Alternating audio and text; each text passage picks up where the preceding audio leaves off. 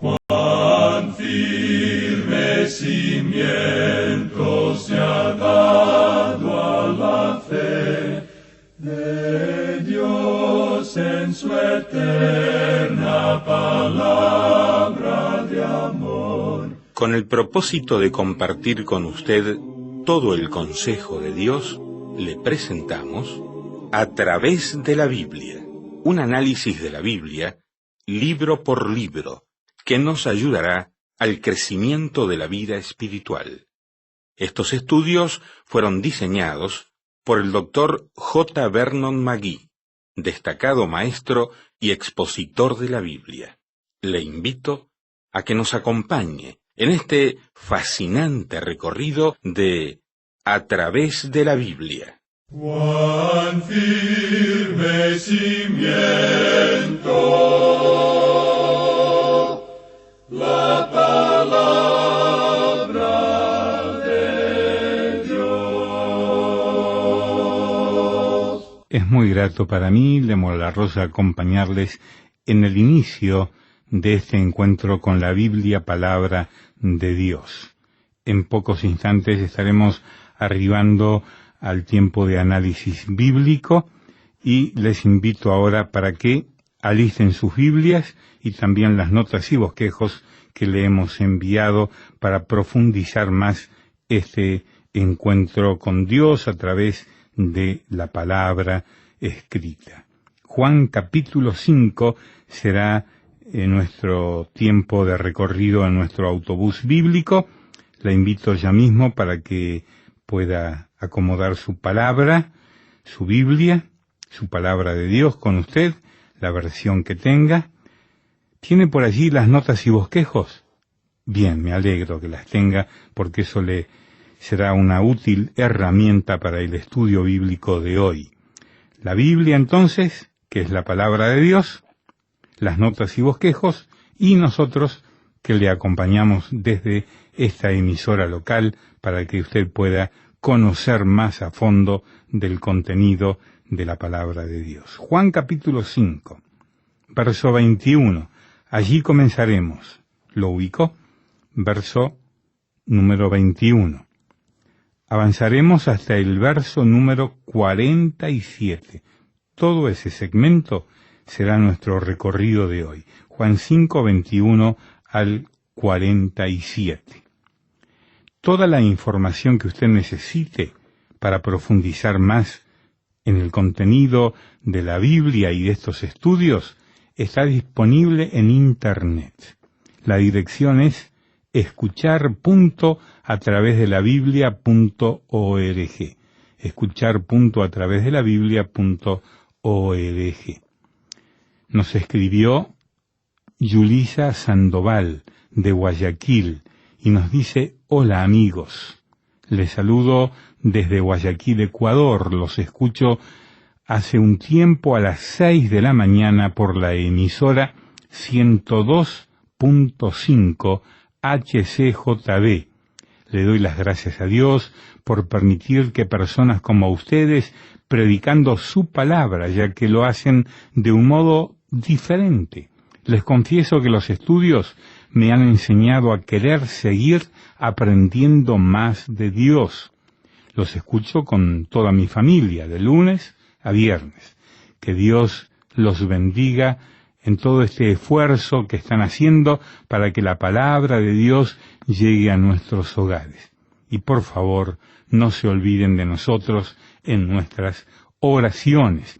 Yulisa Sandoval de Guayaquil, Ecuador. También desde Chiclayo, Perú, nos escribió Moisés Cruzado y dice: les saludo en el nombre de Todopoderoso para que la palabra de Dios prevalezca para siempre en todo el mundo. Les escucho todos los días aquí en Chiclayo, Perú. Que Dios los bendiga. Gracias, Moisés Cruzado Puicán, por este comentario que nos ha hecho llegar. Vamos a orar. Señor, te pedimos ahora que tu Santo Espíritu nos guíe a entender tu palabra y danos tu fuerza para aplicarla a nuestra vida diaria. En el nombre de Jesús. Amén. Continuamos hoy estudiando el capítulo 5 del Evangelio según San Juan. En nuestro programa anterior comenzamos a considerar las tres grandes alegaciones o declaraciones que Jesús hizo en cuanto a sí mismo. Y dijimos que es sobre la base de estas alegaciones o declaraciones que podemos usar el versículo 24 de este capítulo 5 de San Juan. Dijimos que la primera alegación o declaración de Jesús es que Él es Dios y que Él puede hacer lo que hace Dios. Hay una relación y una armonía perfecta entre el Padre y el Hijo. Por eso, la acusación que lanzaron contra Él fue absurda. El Hijo no contradice al Padre ni el Padre contradice al Hijo. Por eso Jesús hace lo que hace Dios. Por eso Jesús puede perdonar los pecados. Luego en el versículo 20, Jesús continúa diciendo que hay una relación personal y estrecha entre el Padre y el Hijo. Tenemos ahora la segunda gran alegación o declaración aquí en el versículo 21. Leamos este versículo. Porque como el Padre levanta a los muertos y les da vida, así también el Hijo a los que quiere da vida. Jesús imparte la vida, da vida a quien quiere. Si Dios levanta a los muertos, el Hijo también levantará a los muertos. Hoy en día oímos hablar mucho en cuanto al don de la sanidad, pero con ese don había también la habilidad de levantar a los muertos. Pablo levantó a los muertos. También lo hizo Simón Pedro. Nuestro Señor les dio ese don. Era un don apostólico el de sanar y levantar a los muertos. Ahora, no es nuestro deseo el de crear controversia o cosas por el estilo, pero creemos que esto ya ha pasado. El Señor Jesús, pues, levantó a los muertos. Levantó a los muertos porque Él es Dios. Y estos otros hombres lo hicieron en el nombre del Señor Jesús. Y viene ahora la tercera gran alegación o declaración. Leamos el versículo 22 de este capítulo 5 de Juan. Porque el Padre a nadie juzga, sino que todo el juicio dio al Hijo.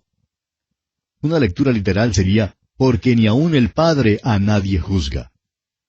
El entregado ha dado todo juicio al Hijo. No solamente levanta a los muertos, sino que también juzgará algún día a todos los hombres.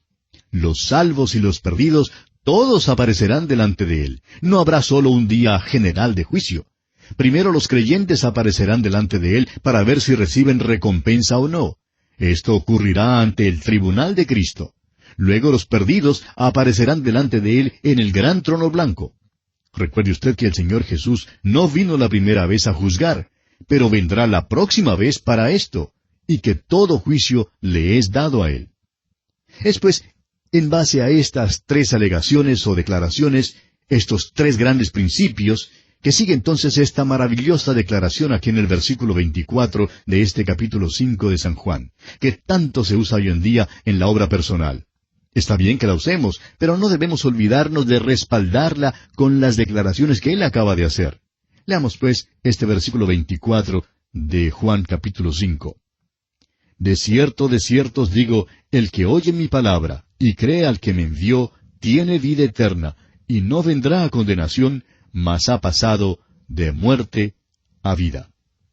Ahora fíjese usted que él dice, tiene vida eterna, lo cual indica que es ahora mismo. No vendrá, es decir, allá en el futuro, no vendrá a condenación, que es otra palabra para juicio. Ha pasado de la muerte a la vida. Ahora, ¿quién es el que dice esto? Esto es lo importante. Hace años, en una plantación de algodón en el sur de los Estados Unidos, un hombre se paró entre los que se habían acostado en sus esteras por estar tan cansados de recoger algodón, y les leyó las siguientes palabras. Venid a mí todos los que estáis trabajados y cargados, y yo os haré descansar. Un hombre al escuchar esas palabras se sentó en su estera y dijo, estas sí son buenas palabras. Pero ¿quién las dijo?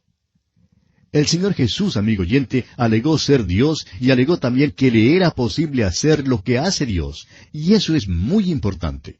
Eso hace que su invitación sea gloriosa y que sus palabras sean buenas.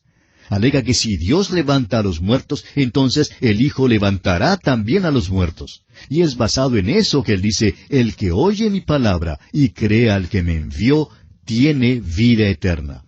Él levanta a los muertos porque Él es Dios. Por eso hoy en día le es posible darle a usted, amigo oyente, la vida eterna.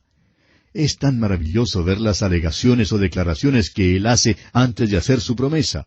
Porque Él dice que Él es Dios. Dice que levanta a los muertos. Dice que va a juzgar. Este es el que le dice a usted que si oye su palabra y cree en Él, no vendrá a condenación. Es el mismo juez quien nos dice eso. Eso es lo que hace que estas palabras sean tan maravillosas. Volvamos ahora y leamos el versículo 23. Para que todos honren al Hijo como honran al Padre. El que no honra al Hijo, no honra al Padre que le envió. Como usted puede ver, amigo oyente, Jesús se presenta como igual a Dios. Amigo oyente, es oyendo a Jesucristo y confiando en Él que usted se salvará. Ahora Jesús hace otra gran declaración. Leamos el versículo 25 y seguidamente el versículo 28. De cierto os digo, viene la hora, y ahora es, cuando los muertos oirán la voz del Hijo de Dios, y los que la oyeren vivirán. Y luego el versículo 28 dice, no os maravilléis de esto, porque vendrá hora cuando todos los que están en los sepulcros oirán su voz. Ahora, ¿qué quiere decir en el versículo 25 cuando él dice, la hora, ahora es? Bueno, nosotros estamos en ese período de la hora que viene. El versículo 28 dice con toda claridad que la hora todavía no había llegado, sino que vendrá la hora. El pensamiento es que estamos viviendo en ese período, en esa edad o dispensación que marcha hacia el tiempo cuando los muertos oirán la voz del Hijo de Dios y los que la oyeren vivirán. Ahora, si nosotros estamos en el período de la hora que viene, entonces, ¿qué significa cuando Él dice, y ahora es? ¿Quiénes son los muertos que oyen su voz ahora? En el capítulo 11 de este Evangelio de Juan, donde se nos cuenta el incidente cuando Jesús resucitó a Lázaro de los muertos, usted recordará que Él le dijo a las dos hermanas en el tiempo de la muerte de Lázaro, yo soy la resurrección y la vida. El que cree en mí, aunque esté muerto, vivirá. Y todo aquel que vive y cree en mí, no morirá eternamente.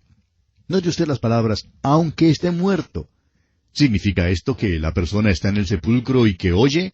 No, amigo oyente. Esto se refiere a la muerte espiritual. La muerte significa separación de Dios. La hora viene cuando aquellos que están en el sepulcro oirán su voz y vivirán. La hora es ahora, cuando aquellos que están muertos espiritualmente oyen su voz y viven. El apóstol Pablo escribió en su carta a los Efesios, capítulo 2, versículo 1, y Él os dio vida a vosotros cuando estabais muertos en vuestros delitos y pecados. Esa es la condición espiritual de todos. Entonces dice, el que oye mi palabra y crea al que me envió, tiene vida eterna, y no vendrá a condenación, mas ha pasado de muerte, es decir, de la muerte espiritual a vida. De modo que, en los versículos 25 y 28, Jesús está hablando en cuanto a dos cosas distintas. La expresión ahora indica que Cristo da la vida espiritual ahora mismo. La hora que viene se refiere a cuando levantará a los muertos del sepulcro. Leamos ahora estos versículos intermedios que saltamos hace un momento, los versículos 26 y 27.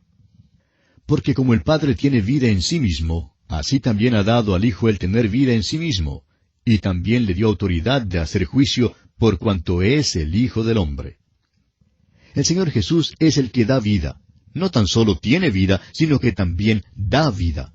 También tiene el derecho de ejercer juicio. Vino la primera vez como Salvador. No vino como juez, no vino para juzgar, pero la próxima vez vendrá como juez. En ese tiempo, cuando venga como juez, aquellos en los sepulcros oirán su voz. Continuemos ahora con el versículo 29. Y los que hicieron lo bueno saldrán a resurrección de vida, mas los que hicieron lo malo a resurrección de condenación. Una mejor traducción de la palabra condenación sería juicio. Hay dos resurrecciones que se mencionan aquí. El libro de Apocalipsis es aún más específico y describe la primera resurrección en el capítulo 20. También describe en ese capítulo la segunda resurrección en los últimos versículos. La primera resurrección será la resurrección de todos los salvados. Y este será el próximo gran evento en el programa de Dios. También lo llamamos el rapto o el arrebatamiento de la iglesia. Y amigo oyente, esto tiene amplia base bíblica. El apóstol Pablo se refiere a este evento en su primera carta a los Tesalonicenses, capítulo 4, versículo 7, cuando dice que seremos arrebatados. Eso quiere decir que seremos raptados. Ahora, lo único que sabemos en cuanto a esto es que este arrebatamiento tendrá lugar en algún tiempo en el futuro. La Biblia no le fija fecha ni indica las señales que lo precederán. En otras palabras, Cristo puede venir para arrebatar a su iglesia en cualquier momento. Llamará a los suyos sacándolos del mundo, tanto vivos como muertos. Pero creemos que esto será solo una parte de la primera resurrección. Luego, durante el período de la gran tribulación, muchísimos creerán en Cristo, y por su fe llegarán a ser mártires. Estos serán levantados al fin del período de la gran tribulación, junto con los santos del Antiguo Testamento. Esta también será parte de la primera resurrección. Serán levantados para vivir por siempre con Jesucristo. Esa será la primera resurrección. Será la resurrección de vida, como nuestro Señor la llamó. En cambio, la resurrección de condenación será el juicio del gran trono blanco, cuando todos los que no fueron salvados, de todas las edades, serán levantados. Quisieron ser juzgados según sus obras, y así serán juzgados. Se pararán delante de Dios, ante Él que es santo, justo y recto, y allí tendrán su oportunidad de pararse para defender su causa. Pero Dios ya ha advertido que no hay quien se salve en ese juicio. Únicamente los perdidos se presentarán allí, y éstos serán juzgados según sus obras. Y Dios ya ha expresado con toda claridad que nadie puede ser salvado por sus obras, porque nuestra condición natural es una condición de perdición. El Señor Jesús continúa aquí en el versículo 30 del capítulo 5 de San Juan, y dice, «No puedo yo hacer nada por mí mismo. Según oigo, así juzgo. Y mi juicio es justo, porque no busco mi voluntad, sino la voluntad del que me envió, la del Padre». Jesús nos dice aquí que Él se ha autolimitado, que cuando vino a esta tierra se hizo hombre, vino como hombre, no para hacer su propia voluntad, sino la voluntad del Padre. En su humanidad adoptó esta autolimitación. Y este es el ejemplo para nosotros hoy en día. Usted y yo tenemos una voluntad, una vieja naturaleza que no es obediente a Dios. No podemos ser obedientes a Dios porque realmente por naturaleza somos rebeldes en cuanto a Dios. Esa es la condición natural de todos los hombres. Es por eso que nuestro Señor Jesucristo tuvo que decirle a Nicodemo que le era necesario nacer otra vez. Aquellos que están en la carne, amigo oyente, no pueden agradar a Dios. Lo que es nacido de la carne, carne es, y lo que es nacido del Espíritu, Espíritu es. Por tanto, hoy en día es necesario nacer otra vez, porque esta vieja naturaleza es incorregible, amigo oyente, es rebelde. La humanidad ha estado alzando una bandera de protesta ante las puertas del cielo desde el día en que Adán salió de las puertas del paraíso allá en el huerto de Edén. Ahora nuestro Señor mostrará que hay testigos en cuanto a sus reclamos de divinidad, de ser Dios hecho en carne, y que estos testigos le respaldan diciendo que tales alegaciones son la verdad. Leamos los versículos 31 y 32 de este capítulo 5 del Evangelio según San Juan. Dice el Señor, «Si yo doy testimonio acerca de mí mismo, mi testimonio no es verdadero. Otro es el que da testimonio acerca de mí, y sé que el testimonio que da de mí es verdadero». La Escritura nos enseña que en boca de 2 o 3 testigos consta toda palabra. Jesús sabe que si Él diera testimonio de sí mismo, no sería válido en un tribunal de ley.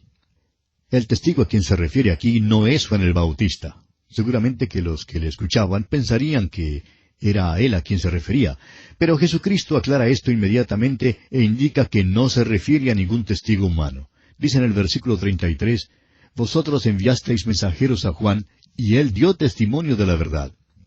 Ahora está diciendo que es verdad que Juan el Bautista dio testimonio de él. Por tanto, Juan era un testigo que ellos conocían. Pero Jesús indicó que se refería más bien a todavía otro testigo, que no era un testigo humano. En otras palabras, eran 2 testigos los que ellos debían reconocer. Leamos el versículo 34.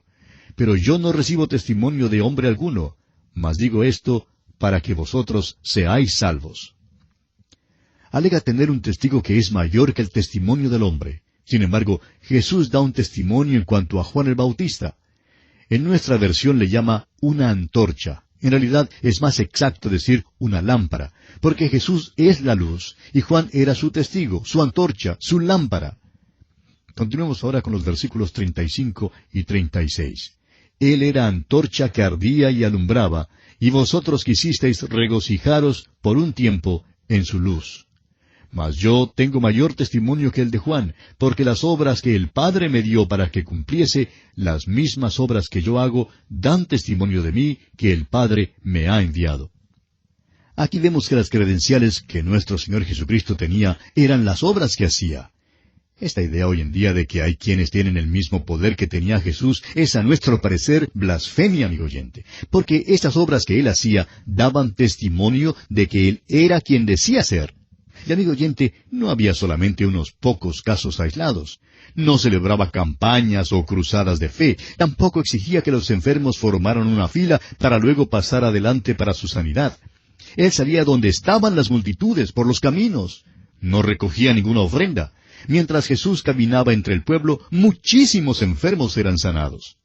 Hemos dirigido su atención en cuanto a este asunto en los Evangelios muchas veces, y es tan importante que refresquemos nuestra memoria en cuanto a esto. Amigo oyente, no había simplemente una media docena, ni aun 100 ni 200 que él sanó, de los que entonces vivían en aquella tierra. Había literalmente miles y miles de personas que él sanó. Esto ha sido demostrado abiertamente. No había una sola persona en aquel día que contradijera el hecho de que él sanaba a los enfermos. Habrían sido necios si hubieran tratado de contradecirlo. Pero 2000 años más tarde, en bibliotecas mohosas, en las grandes universidades de Europa y Estados Unidos, y a miles de kilómetros de distancia de aquella tierra, hay supuestos eruditos que se sientan para escribir en sus libros diciendo que no creen en los milagros de Jesús. Pero, amigo oyente, esto no comprueba nada. Veamos ahora los versículos 37 al 39. También el Padre que me envió ha dado testimonio de mí. Nunca habéis oído su voz, ni habéis visto su aspecto. Ni tenéis su palabra morando en vosotros, porque a quien él envió, vosotros no creéis. Escudriñad las Escrituras, porque a vosotros os parece que en ellas tenéis la vida eterna, y ellas son las que dan testimonio de mí. Muchas veces este último versículo es mal entendido. No es una expresión en el modo imperativo, sino en el modo indicativo. Permítanos decirlo así. Vosotros escudriñáis las Escrituras. Hace una simple declaración sobre lo que hacen, pero no les está diciendo que hagan algo. Le dice que ellos escudriñan las Escrituras, creyendo que en ellas hallarán la vida eterna, pero ni aún entienden que estas mismas Escrituras testifican de Jesús. Amigo oyente, tenga cuidado de encontrar a Jesús en la Biblia, porque si no le encuentra, entonces su búsqueda será en vano. Ahora el versículo 40 dice, «Y no queréis venir a mí para que tengáis vida». Las Escrituras hablan de Jesucristo, pero ellos no comprendían el verdadero sentido. Y ahora los versículos 42 y 43, «Mas yo os conozco que no tenéis amor de Dios en vosotros. Yo he venido en nombre de mi Padre, y no me recibís. Si otro viniere en su propio nombre, a ese recibiréis». Rechazaron a Cristo. El anticristo vendrá en su propio nombre, mandará que hagan una imagen de sí mismo, y a ese aceptarán. Ahora el versículo 44 dice, «¿Cómo podéis vosotros creer, pues recibís gloria los unos de los otros, y no buscáis la gloria que viene del Dios único?» Ellos buscaban el aplauso de los hombres, no buscaban la gloria que viene del Dios único. Y ahora los versículos finales, versículos 45 al 47, dicen, «No penséis que yo voy a acusaros delante del Padre. ¿Hay quién os acusa? Moisés, en quien tenéis vuestra esperanza.